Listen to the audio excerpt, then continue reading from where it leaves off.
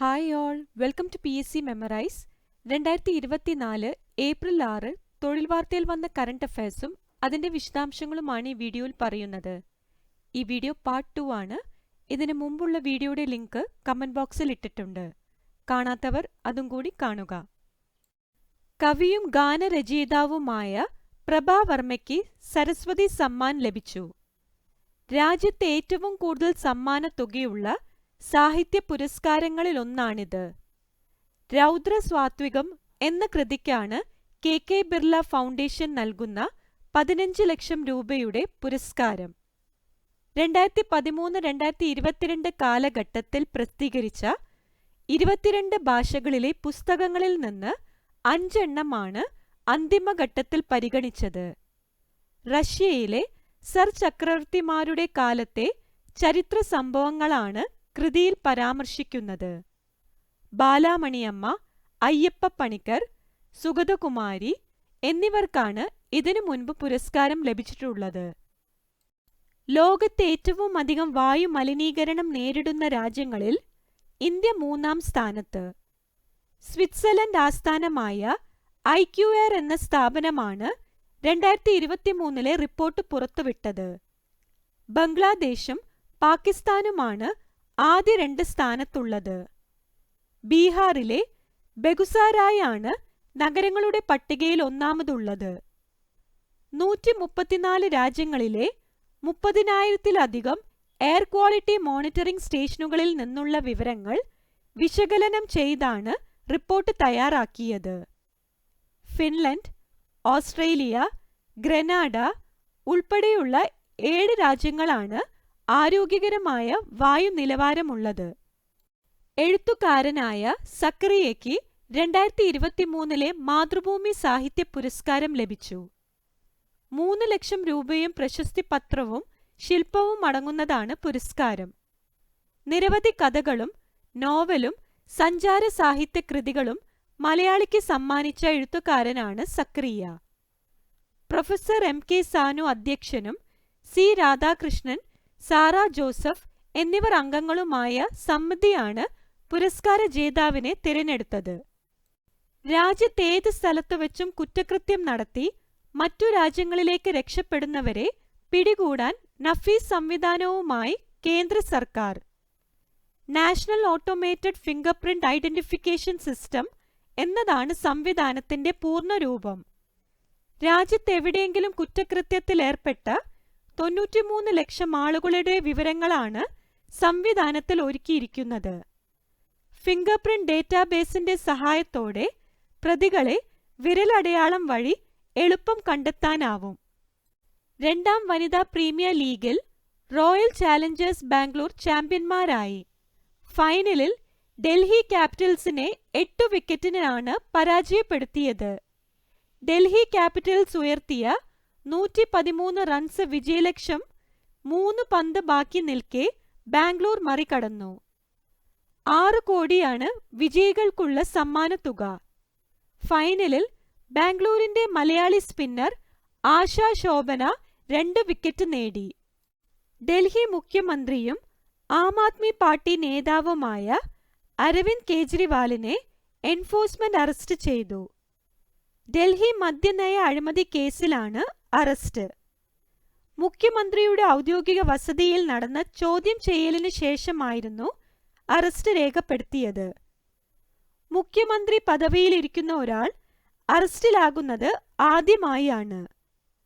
ഉപമുഖ്യമന്ത്രിയായ Manish സിസോദിയെയും AAP രാജ്യസഭാ അംഗ Sanjay റാവത്തിനെയും BRS നേതാവ് K കവിതയെയും മദ്യനയ കേസിൽ നേരത്തെ അറസ്റ്റ് ചെയ്തിരുന്നു. 2021 നവംബർ 17 പ്രാബല്യത്തിൽ വന്ന മദ്യനയം വിവാദമായതിനെ തുടർന്ന് 2022 ജൂലൈ 31 പിൻവലിച്ചിരുന്നു.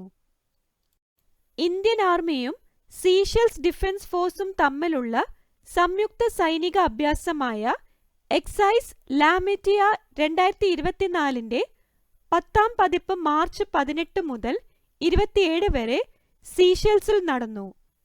2 വർഷം കൂടുമ്പോഴാണ് ഇരു രാജ്യങ്ങളും തമ്മിലുള്ള സൈനിക അഭ്യാസം നടക്കുന്നത്.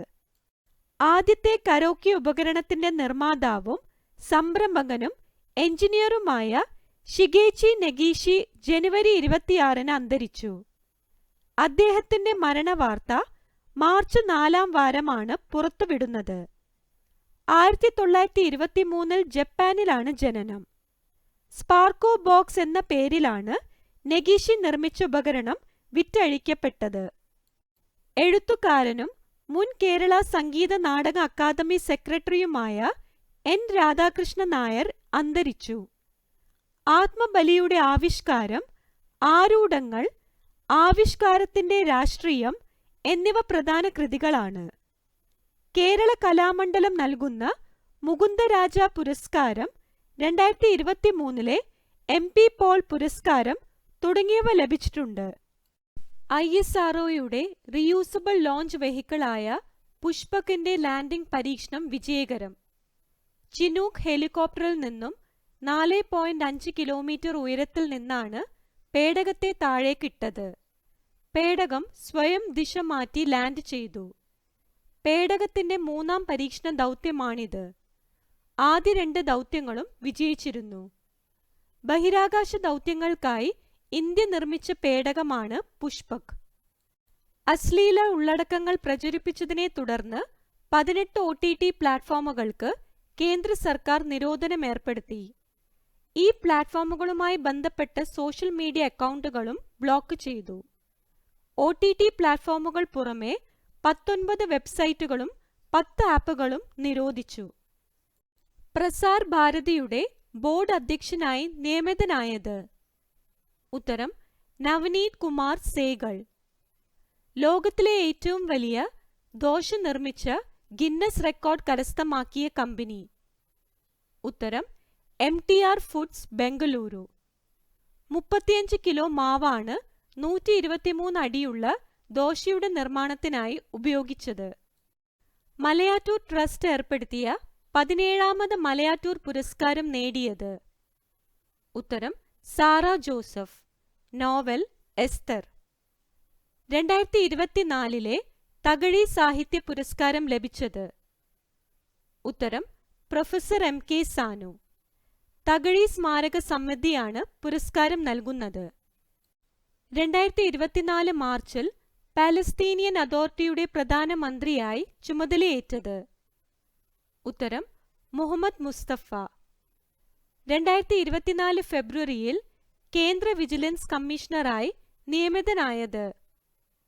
ഉത്തരം AS രാജീവ്. ഫ്രാൻസിസ് മാർപ്പാപ്പയുടെ ആത്മകഥ? ഉത്തരം life my story through history.